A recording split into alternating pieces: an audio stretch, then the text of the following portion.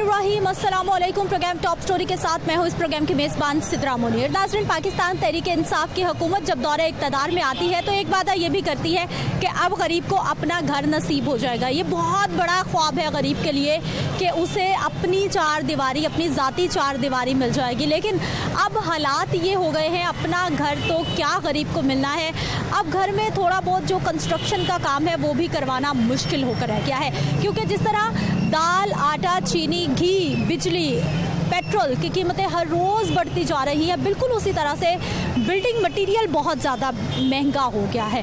घर बनाने के लिए, घर की तामीर के लिए जितनी भी सामान की ज़रूरत पड़ती है उनकी कीमतें आसमान से बातें कर रही हैं। ईंट का रेट मुसलसल बढ़ता जा रहा है। इस वक्त 14 से 15 रुपये तक ईंट का रेट चल रहा है। सीमेंट फी बोरी 750 से बढ़कर 870 रुपये तक जा पहुंची है। और इसी तरह से अगर हम सरिया, बड़ी बुनियादी ज़रूरत होती है कोई भी बिल्डिंग खड़ी करने के लिए, सरिये की कीमत 120 रुपये से लेकर 200 रुपये फ़ी किलो तक जा पहुंची है। यानी जितना आप लो क्वालिटी इस्तेमाल करेंगे उतनी कीमत कम होगी और जितना स्ट्रॉन्ग क्वालिटी इस्तेमाल करेंगे उतनी ज़्यादा कीमत उसकी बढ़ जाएगी। पेंट की कीमतें बढ़ती जा रही हैं। यानी घर बनाने के लिए किसी भी चीज़ की आपको ज़रूरत है तो अगर आपने बजट अपना एक छोटे से घर के लिए, गरीब के घर के लिए 10 से 12 लाख रुपए सोच रखा है तो अब वो बजट बढ़कर डबल हो चुका है। अब इस सारी सूरत हाल में मज़दूर की मज़दूरियों पर भी असर हो रहा है, क्योंकि जब लोगों की कुव्वत ख़रीद नहीं होगी, लोगों की जेब मुतासिर होगी, घर नहीं बनेंगे तो फिर मज़दूर को मज़दूरी भी नहीं मिलेगी। और इसके साथ साथ जो मेगा प्रोजेक्ट्स हैं, जो बड़े बड़े प्रोजेक्ट्स हैं,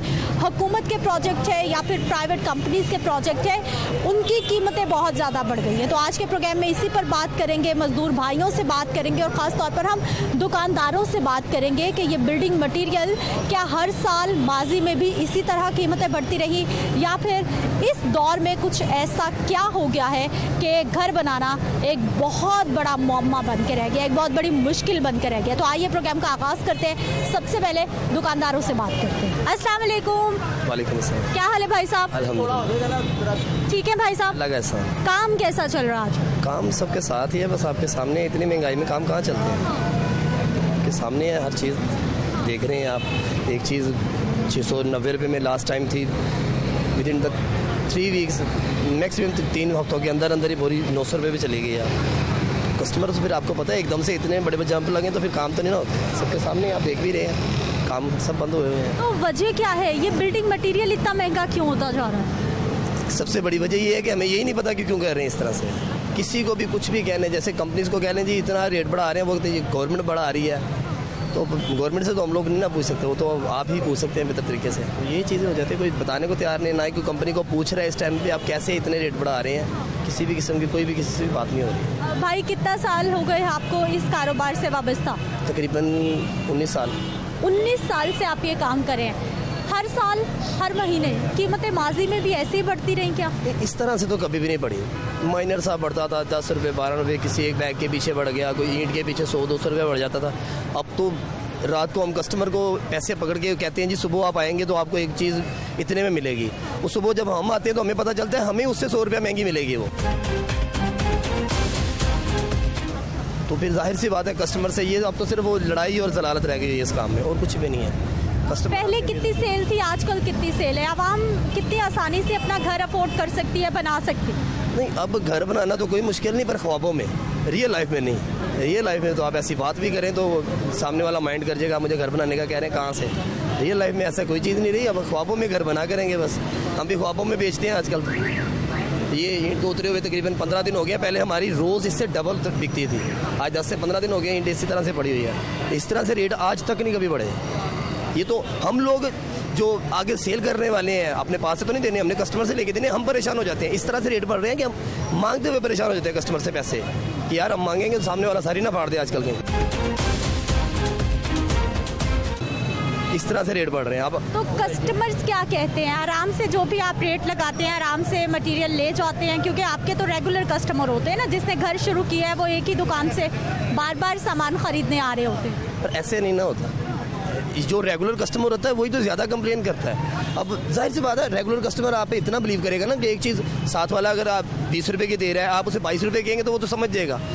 अब आप एक चीज़ रात को उसे 20 रुपये में भेज रहे हैं, सुबह जो पैसे देने आए उसे आप कह रहे हैं 60 रुपये देने हैं आपने, तो वो रेगुलर कस्टमर कोई चक्कर ही नहीं ना ऐसा आपकी बात को सुने या आपको समझ लेगा। चाहे वो रेगुलर कस्टमर है, वो ज़्यादा बल्कि कंप्लेन करते हैं कि हम आपके रेगुलर कस्टमर हैं। अब कस्टमर को ये बात कैसे समझाएं कि हमारी गवर्नमेंट ही इन चीज़ों को समझ रही। नजरिन आगे चलते हैं, कुछ मजीद दुकानदारों से बात करते हैं। नजरिन एक और बिल्डिंग मटेरियल के कारोबार से ही मुंसलिक शख्स हमारे साथ मौजूद है, इनसे हम बात कर लेते हैं। अस्सलाम वालेकुम। वालेकुम अस्सलाम। क्या हाल है सर आपके? अल्लाह का शुक्र, ठीक ठाक। अच्छा सर, सबसे पहले तो हमें ये बताइए कि सीमेंट महंगा हो जाना, बजरी महंगी हो जानी, सरिया महंगा हो जाना, ईंटें महंगी हो जाना, कारोबार कैसा है? चमकता है जब कीमतें बढ़ती हैं या डाउन जाता है? नहीं, जाहिर सी बात है, बहुत ज़्यादा इफेक्ट आता है। इस वक्त तो आप समझ लें कि 15 दिन के अंदर 170-80 रुपये कीमत बढ़ चुकी है सीमेंट की। तमाम ब्रांड्स ने मिल के तो तकरीबन 170-80 रुपये बढ़ा दिया है सीमेंट का। जाहिर बात है, जब रेट बढ़ेंगे कुव्वत खरीद बाहर हो जाएगी लोगों की, और ये रेट एक्चुअली बढ़ने की मेन वजह ये है कि कॉल की प्राइसेस कह रहे हैं कि इंटरनेशनली बढ़ी हैं। ऑयल की प्राइस बढ़ने की वजह कॉल की प्राइसेस बढ़ी। अब असल में तो वापस आना शुरू हो गया, लेकिन रेट मुसलसल बढ़ी आ रहा है। अभी भी मार्केट में आवाज़ है कि ये कोई तकरीबन 1000 रुपये की बोरी जाएगी। अभी मजीद ऊपर जाएगी? 1000 रुपये की आवाज़ आ रही है कंपनीज़ की तरफ से। इस वक्त फुल शॉर्टेज है, आप देख सकती हैं कि सारा गोदाम खाली हमारा पड़ा हुआ है। कंपनी सीमेंट दे नहीं रही, फुल कोटा सिस्टम है और माल मिल नहीं रहा, जिसकी वजह से ये ब्लैक में भी बिक रहा है। इस वक्त इसका रेट मार्केट में 850 से 870 रुपये तक है, लेकिन ये ब्लैक में 950 रुपये तक बिक रहा है। अच्छा भाई, मुझे ये बताइए कि बड़े बड़े प्रोजेक्ट्स तो बन रहे हैं, जिसकी जेब में पैसा है वो तो कर रहा है, चाहे वो महंगाई का रोना रोए फिर भी कर रहा है। गरीब इस दौर में घर बना सकता है? आप ये देखें कि कोरोना के डेज़ में 2 साल पहले इसकी कीमत थी 460 से 70 रुपये, और अब ये 870 रुपये तक आ गया, यानी डबल कीमत पे आ गया है। जाहिर बात है, सब पे इफेक्ट पड़ता है। कोई भी आम आदमी तो बनाने के लिए बहुत मुश्किल है, आम आदमी तो नामुमकिन सी बात है।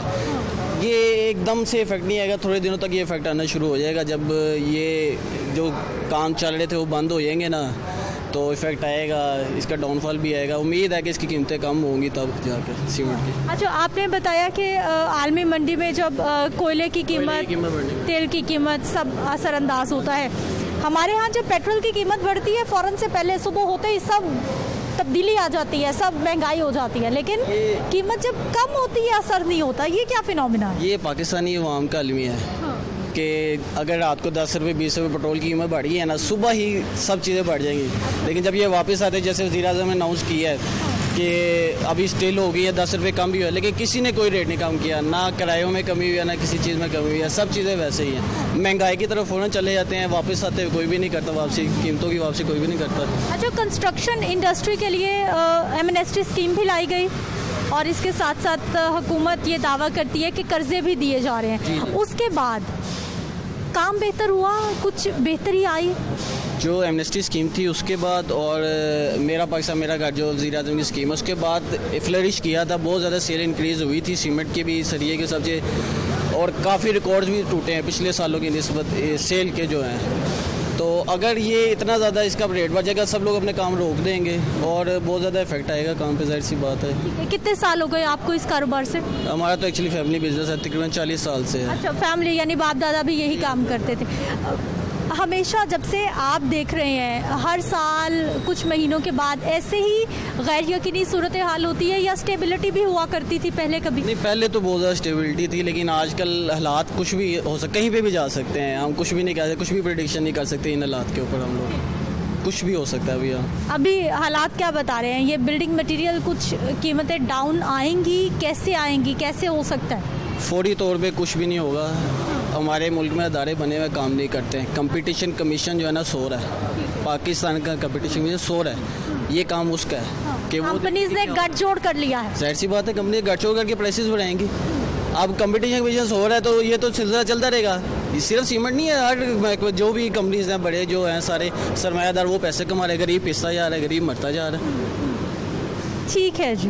अस्सलाम वालेकुम। वालेकुम अस्सलाम। क्या हाल है सर आपके? ठीक ठाक, अल्लाह का शुक्र। ठीक है। अच्छा भाई साहब, आप भी बिल्डिंग मटेरियल का काम करते हैं? मैं बिल्डिंग मटेरियल काम करता हूँ, मेरी दुकान है छिरे में। अच्छा जी। क्या चल रहा है आजकल, काम कैसा है? पहले ये बताइए, कितने लोग अपने घर बना रहे हैं, आपका सामान बिक रहा है, क्या हालात? कोई हालात नहीं है कारोबार के, कुछ नहीं रह गया। डेली बेसिस पे रेट बढ़ रहे हैं, गाहक आते हैं हमसे लड़ते हैं, कहते हैं कि कल सीमेंट की बोरी आपसे ले गए हैं 700 की 750, डेली बेसिस बढ़े। अब 810 रुपये रेट हो गया बोरी का, 850 रुपये तक चली गई है।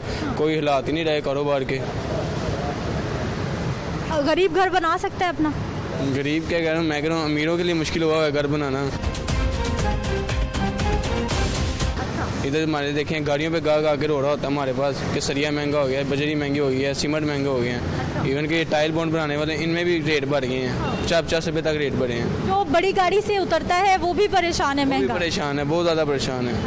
खास तौर पे जो ठेकेदार हैं जो घर बना के बेचते हैं वो भी कहते हैं कि हमें नुकसान हो रहा है।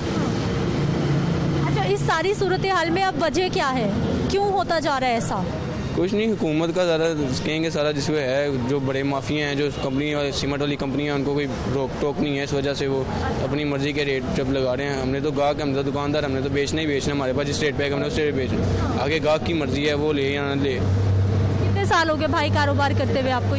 ये मुझे तकरीबन 5 साल हो गए हैं। उससे पहले मेरे वालिद साहब करते थे, अब मैं कर रहा हूँ। 5 साल में यही हालात देखे आपने? ऐसा ही था कि कीमतें बढ़ जाती हैं, काम खराब हो जाता है? पहले ऐसा होता था कि पता लग जाता था थोड़ी देर पहले कि तकरीबन साल बाद 1.5 साल बाद पता था रेट बढ़ते हैं। आजकल जो सिस्टम चल रही है वो सिचुएशन ये है कि हर तीसरे चौथे दिन, इवन के देख लें, अब महीना पहले तकरीबन 650 की बोरी थी, 1.5 महीना पहले, तो वैसे बढ़ी है 700 बढ़ी है, 750, अब 810 850 तक बोरी पहुंच गई है।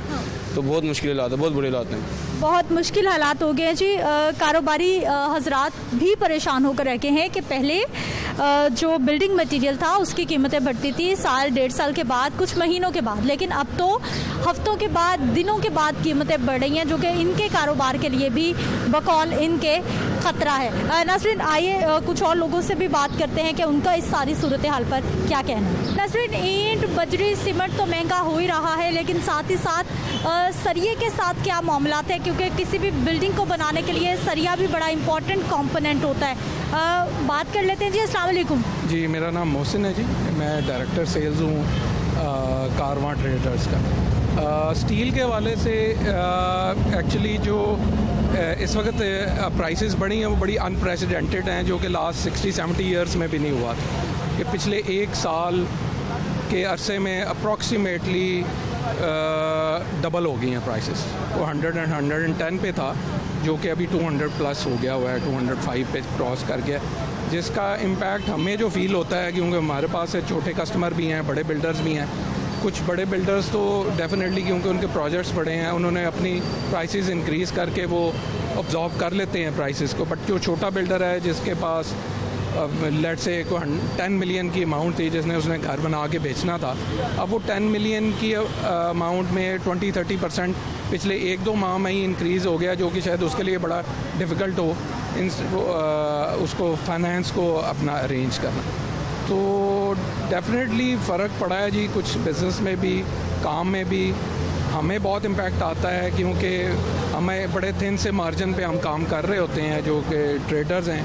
उसमें हमें जो चीज़ हमें पहले 100 रुपये की मिलती थी, अभी 200-200 प्लस की मिल रही है। मार्जिन हमारे वो थिन से हैं। अच्छा सर, अब आपने बताया कि तकरीबन 1 साल के दौरान कीमतें डबल हो गई हैं। Approximately double. हाँ, क्या वजह हो गई 1 साल में, ऐसा क्या हो गया? अब तो कोरोना की भी शिद्दत कम है, फिर भी एक्चुअली कोरोना की शिद्दत तो बिल्कुल कम हो गई। जो हमें आइडिया है, जो यूरोपियन कंडीशन कोरोना की वजह से डेफिनेटली हुआ था, जिसमें शिपिंग कॉस्ट बढ़ गई थी।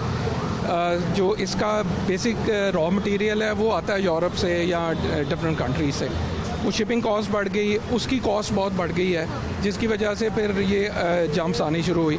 डॉलर असरअंदाज होता है। डॉलर डबल इम्पैक्ट आया कि एक तरफ तो प्राइसेस बढ़ गई इंटरनेशनली, और डॉलर भी 100 से 170-80 पे चला गया है। तो वो इम्पैक्ट जो कि शायद अगर 50 रुपए का आना था 100 का आ गया, कि जो इसमें इम्पैक्ट डॉलर का भी है, और डेफिनेटली हमने पेमेंट सारी डॉलर्स में कर रहे होते हैं। तो वो जो 100, 110 से 170, 80 पे चला गया है, वो तो इम्पैक्ट था।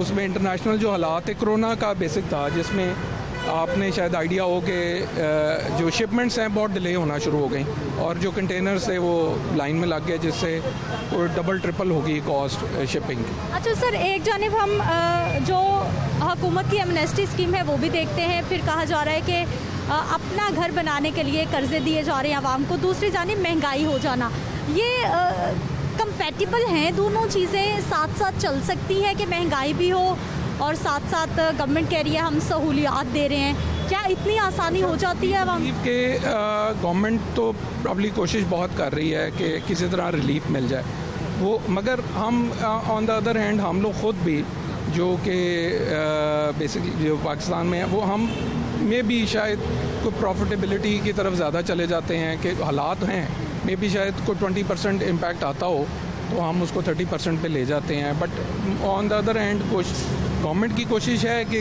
डिफरेंट स्कीम्स दे के इसको मसलन लाइक बढ़ाएं काम को भी, वो अपनी स्कीम्स भी कर रही हैं। वी बिलीव कि गवर्नमेंट सेक्टर में जब काम होता है तो फिर बहुत ज़्यादा आपकी ये सारी सप्लाई चेन चल जाती है वो, मगर वो सारा कुछ ही डिस्टर्ब हुआ है। अभी जो रिसेंट यूरोप में जो हालात चल रहे हैं, अभी जो हालात चल रहे हैं मुल्क के, एक आम आदमी, एक मिडिल क्लास अपना घर बना सकता है? कितना आसान डिफ़िकल्ट हो गया जी।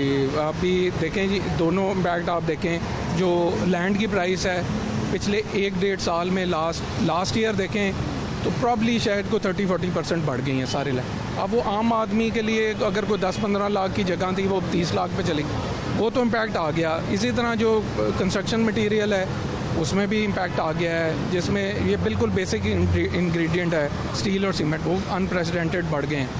तो उसमें आम आदमी का बाइनों के कैसे सर्वाइवल हो रहा है, एक छोटा बंदा, वो गवर्नमेंट तो कर्जे दे रही है बट वो आई बिलीव कि वो चंक छोटा है जिसमें शायद 3 मरले का भी घर बनाना मुश्किल है। ठीक है जी, बिल्कुल एक छोटा सा घर बनाना भी मुश्किल हो गया है। अस्सलाम वालेकुम। वालेकुम सलाम। क्या हाल है सर आप? अल्लाह का शुक्र है। अच्छा सर, मुझे ये बताइए कि हम कारोबार की भी बात कर रहे हैं, हम कंस्ट्रक्शन इंडस्ट्री की भी बात कर रहे हैं, जो इस वक्त मुल्क की सियासी सूरत हाल बनी हुई है, कारोबार पर, काम पर असरअंदाज होती है? बहुत ज़्यादा असरअंदाज हो रही है। जब किसी घर में सुख होगा और तमाम लोग इजी होंगे तो वो सही फैसले कर पाएंगे, सही पॉलिसीज बना पाएंगे।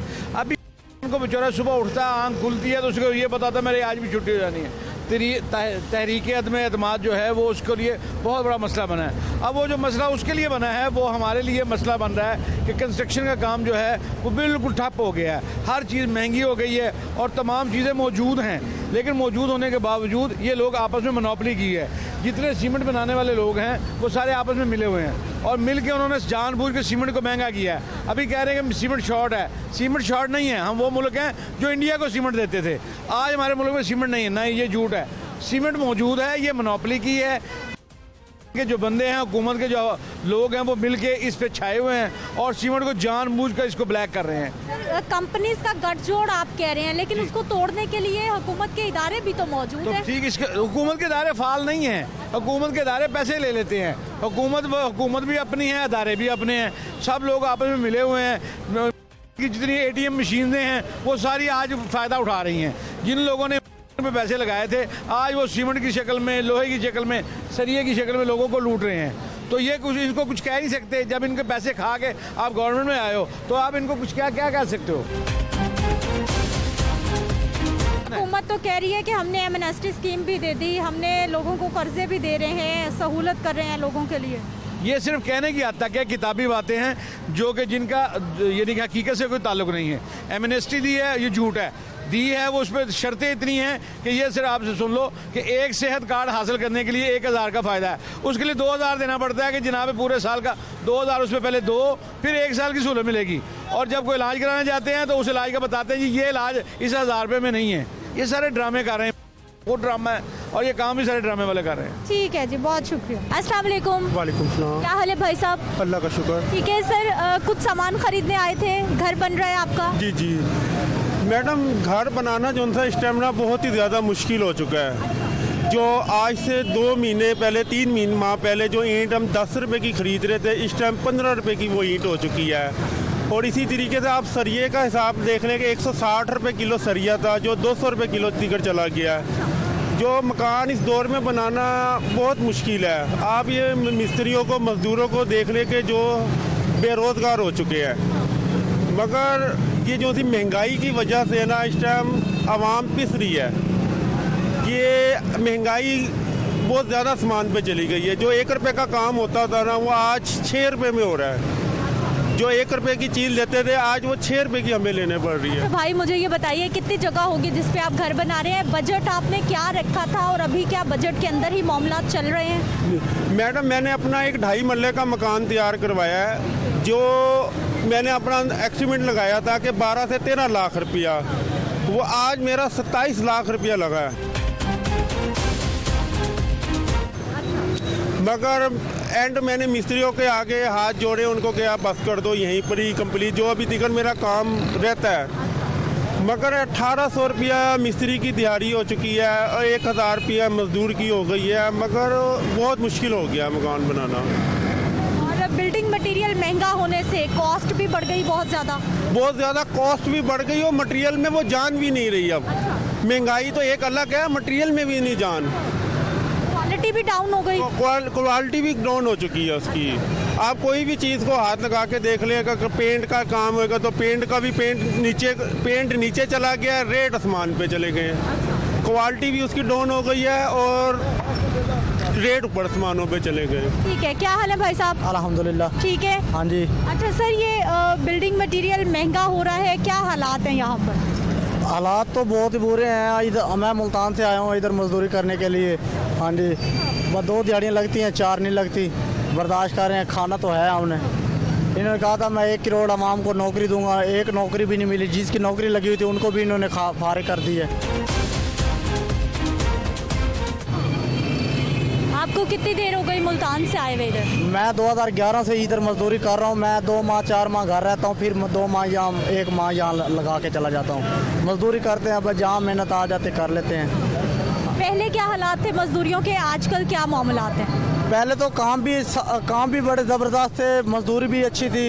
अब मजदूरी भी है, काम ज़्यादा है।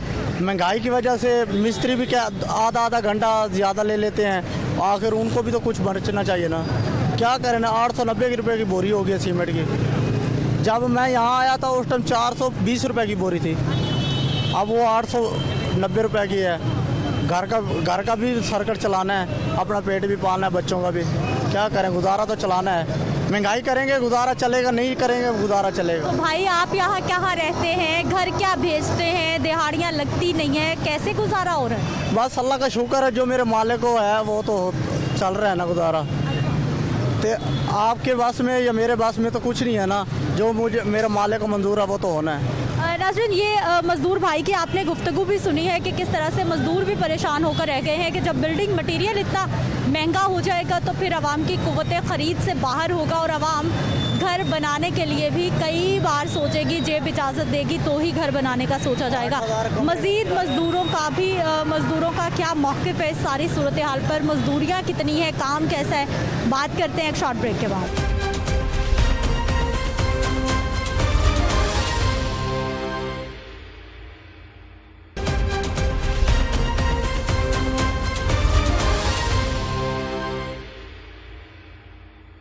एक बार फिर से आपको खुश आमदीद कहते हैं। नाज़रीन, हमारे मजदूर भाई हमारे साथ मौजूद हैं जो कि इंतज़ार में हैं कि इनको आज की दिहाड़ी पर कोई अपने घर ले जाए और इनका भी गुजर बसर आज का कम से कम हो जाए। अस्सलाम वालेकुम। वालेकुम सलाम। क्या हाल है भाई साहब?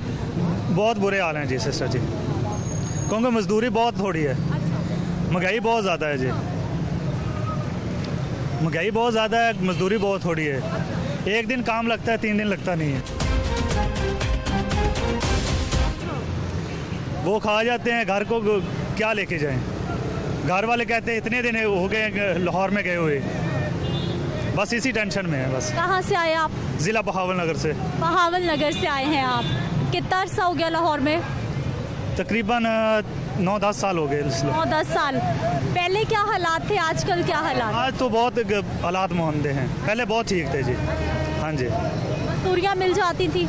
हाँ, मजदूरी मिल जाती। आजकल काम क्यों नहीं है वैसे?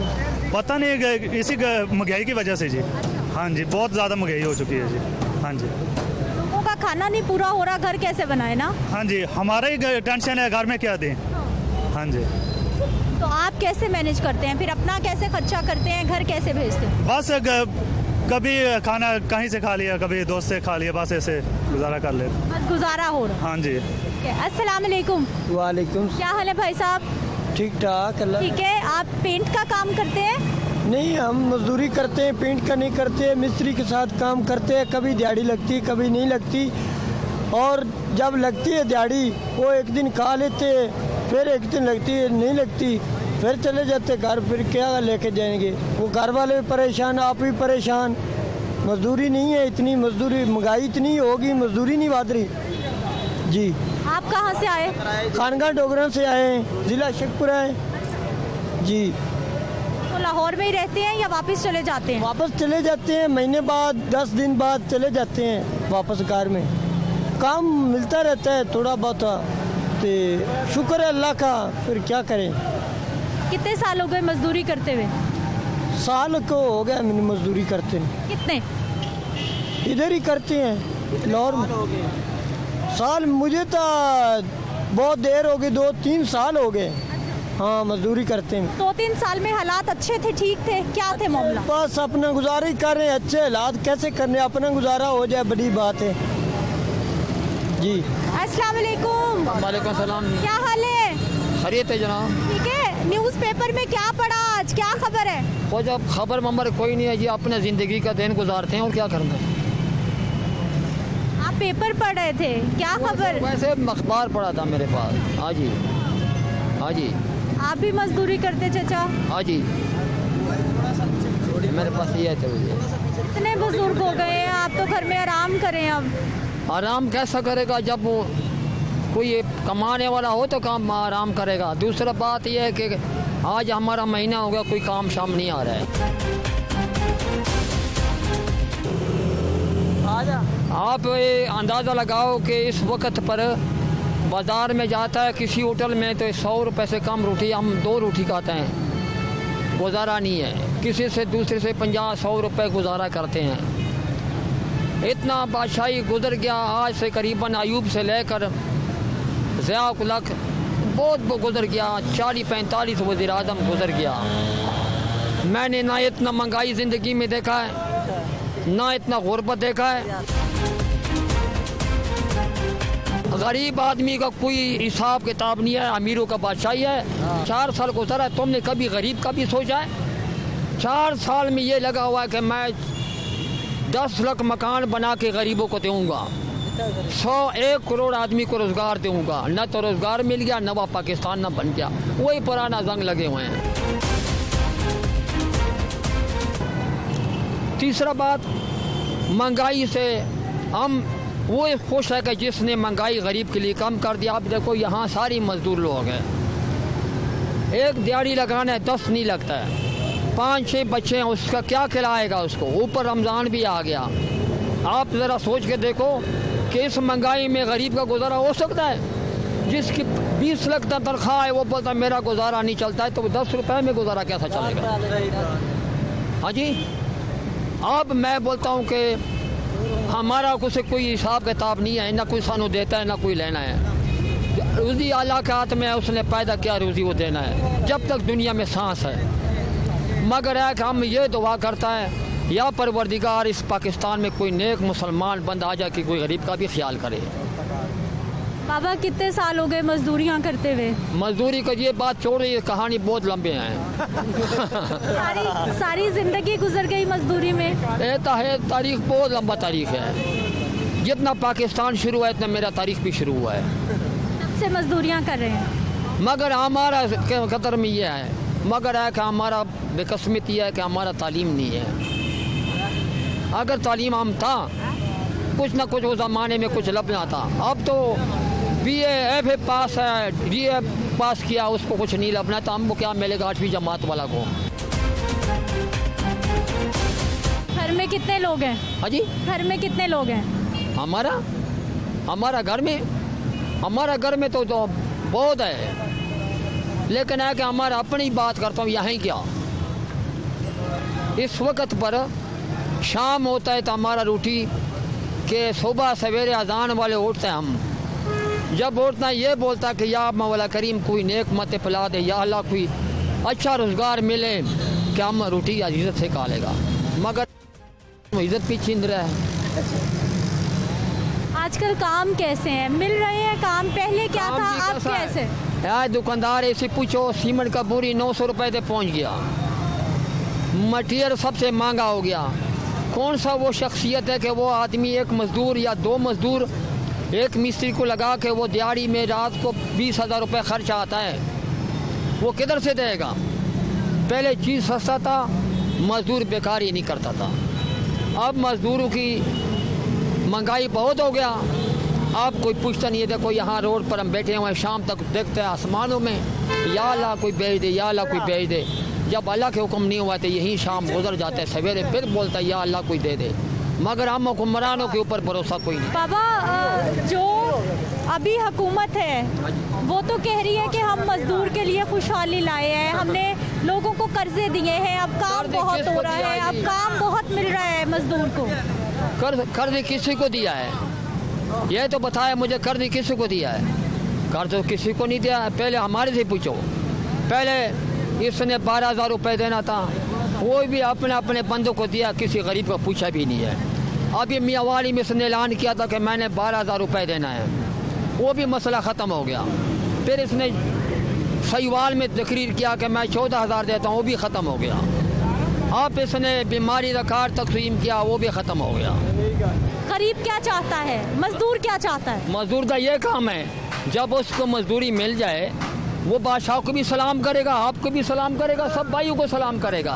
हमारा पेट भरा हुआ है, अगर मेरा पेट खाली है तो मैं सबको देता रहूँगा।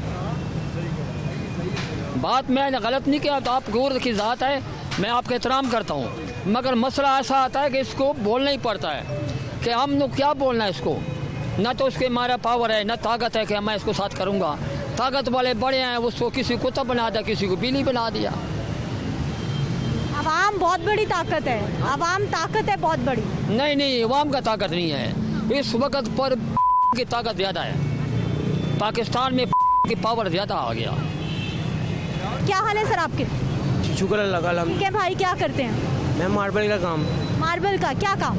ये टाइल वगैरह जो घरों में लगती है ना, वो काम है। आप लगाते हैं जी। आप भी मजदूरी करते हैं? मजदूरी करता हूँ। अच्छा, आज काम पे नहीं गए? नहीं गया हूँ, खाना खाने के लिए आया था। काम मिल गया आज? अल्हम्दुलिल्लाह। कैसा चल रहा है? बहुत शुक्र अल्लाह का, जिस साल में अल्लाह पाक ने। कितने साल हो गए? मुझे माशाल्लाह 2 साल हो गए। 2 साल हो गए। 2 साल में क्या हालात रहे? आपने क्या हालात देखे? लोग तो बड़े परेशान है, हमारे मजदूरों को ये मजदूर हाल है, अल्लाह पाक ये हवाई रोजी है, लागी नहीं तो कोई मसला नहीं होगा। 24 घंटे अल्लाह पाक का शुक्र अदा करने। जो इंसान मायूस हो जाएगा, अल्लाह पाक से उम्मीद हार जाएगा, फिर वो तो फिर भूखा ही रह जाएगा। क्या एज होगी भाई आप? आगे चलाते हैं हमें। क्या एज होगी आपकी? मेरी 19। पढ़ लेना चाहिए था, कुछ बन लेना चाहिए था, आप मजदूरियों पे लग गए। कुछ ऐसी ही होती हैं बातें जो नहीं बता सकता मैं जी, उस वजह घर की ज़रूरत मजबूरी। जी। ठीक है जी, बच्चे घर की मजबूरियों की वजह से भी नहीं पढ़ पाते। भाई साहब कहाँ से आए? जिला मुजफ्फरगढ़ से। मुजफ्फरगढ़ से? लाहौर से मुजफ्फरगढ़ जाने में कितना टाइम लगता है? 6 घंटे सी पैक पर लगता है और 8-9 घंटे दूसरी गाड़ी पर लगता है। तो आप कितनी देर के बाद घर जाते हैं? महीने बाद, 1.5 महीने बाद जाते हैं। अच्छा, मजदूरियाँ कितनी मिल जाती हैं लाहौर में? इधर पहले मजदूरी के 2009 में मैं इधर आया था, तो उस वक्त जरदारी की हुकूमत थी, तो उस वक्त 600 रुपया मजदूरी थी मजदूर की। अब 1200 हो गया है, 1200 मिल नहीं रही। अब हम एक दिहाड़ी लगाता है, 1200 की दूसरी लगती नहीं। अब हम कैसे गुजारा करें? फिर भाई आप यहाँ रहते हैं, अपना खर्चा करते हैं, घर भेजते हैं, कैसे मैनेज होते हैं ये 1200 रुपये में? क्या करें, इधर बस एक दिहाड़ी लगाता है और अपना गुजारा थोड़ा करता है, थोड़ा घर भेजता है, कैसे गुजारे हम? गुजारा मजदूर का भी मुश्किल होकर रह गया है। और जब बिल्डिंग मटेरियल महंगा होगा, आवाम की कुव्वत ख़रीद मुतासिर होगी, घरों में खाना पूरा नहीं होगा, तो फिर यकीनी तौर पर मामला यही है कि घर बनाने की कौन सोचेगा। सारी सूरत हाल पर हम मज़ीद भी बात करेंगे कि आखिर ये मामलात हैं क्या। एक जानिब हुकूमत कर्ज़ों की बात कर रही है कि ज़्यादा से ज़्यादा लोगों को कर्ज़े दिए जाएँ, वो अपने घर बनाएँ, मज़दूर को मज़दूरी मिले, एक चेन चले, एक सर्कल चले, और दूसरी जानिब मटेरियल महंगा हो जाना, कैसे सर्कल चलेगा। बात करते हैं एक शॉर्ट ब्रेक के बाद।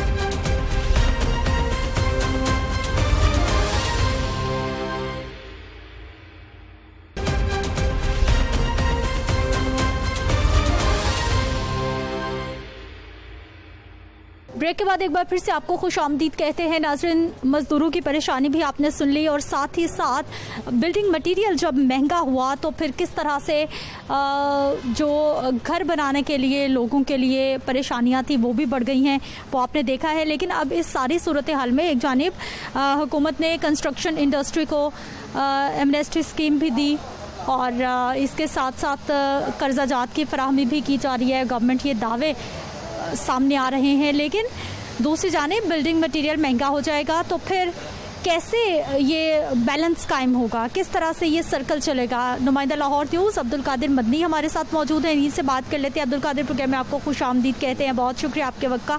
सबसे पहले मुझे ये बताइए कि बिल्डिंग मटेरियल महंगा हो जाना आवाम के लिए कितनी आसानी रह जाएगी कि वो अपना खुद ज़ाती घर बना सकें, या फिर अगर घर में थोड़ी बहुत भी कंस्ट्रक्शन की ज़रूरत है तो वो कुछ काम ही करवा सकें। अच्छा, इसमें ये है कि बिल्डिंग मटेरियल महंगा होने की वजह से ना सिर्फ तामीराती लागत जो है वो बढ़ जाती है, बल्कि जो आम आदमी जो अपने घर में एक्सटेंशन करना चाहता है, एक कमरा डालना चाहता है या अपने घर में कोई मेंटेनेंस करना चाहता है, तो उसमें सीमेंट जो है उसका इस्तेमाल लाजमी होता है और सीमेंट के साथ बजरी रेत का जो है वो भी इस्तेमाल होता है।